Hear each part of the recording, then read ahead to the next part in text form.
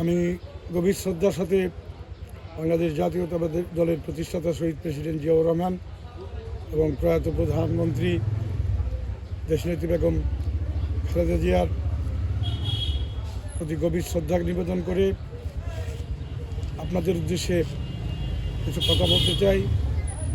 পার্টির চেয়ারম্যান জননেতা তারেক রহমান বাংলাদেশে আসার পরে বাংলাদেশ জাতীয়তাবাদী দলের যে পুনর্জাগরণ জনমনে সৃষ্টি হয়েছে,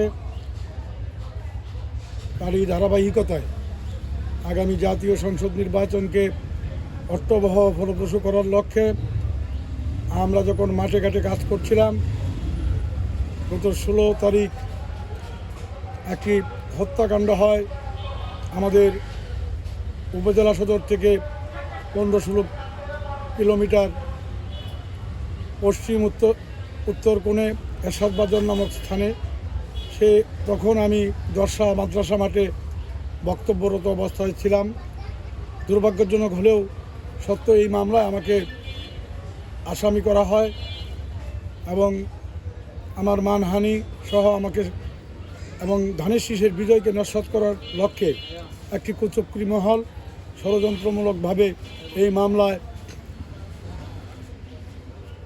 38 জন আসামি করা হয়, যাদের মধ্যে সিংহভাগ ব্যক্তিরাই নিরপরাধ।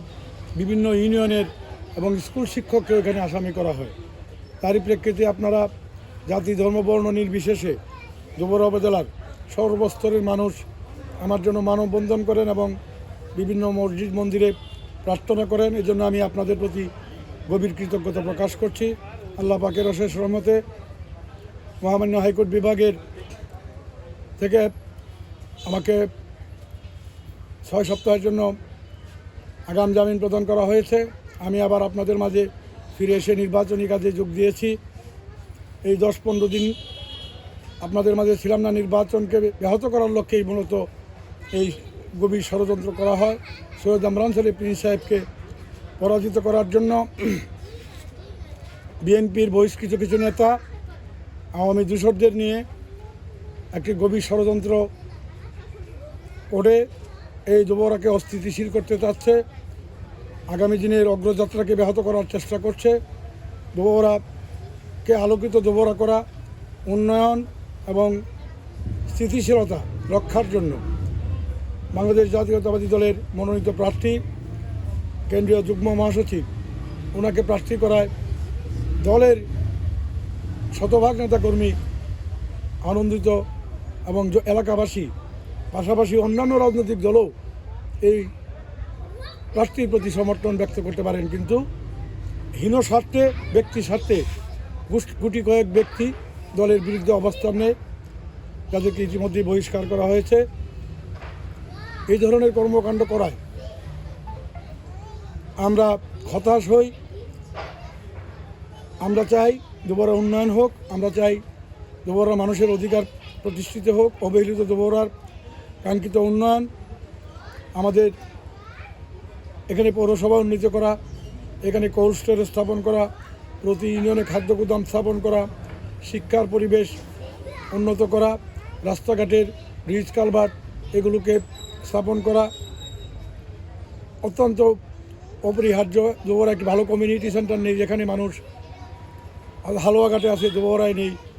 আমরা অনেক পিছিয়ে আছি। সেই পিছিয়ে পড়া মানুষদেরকে সামনে নিয়ে আমাদের এগিয়ে যাওয়ার জন্য, আলোকিত যুবরা করার জন্য, যুবরাই কলকারখানা স্থাপনের জন্য যে অভিপ্রায় ব্যক্ত করেছেন সৈয়দ আমরান প্রিন্স সাহেব, সেই অভিপ্রায় যদি আমরা বাস্তবায়ন করি ধানের শীষে আগামী দিনে 12 তারিখ ভোট দিয়ে, তাহলে যুবরা উন্নয়ন হবে, মানুষের অধিকার ফিরে পাবে, মানুষের আস্থা ফিরে পাবে।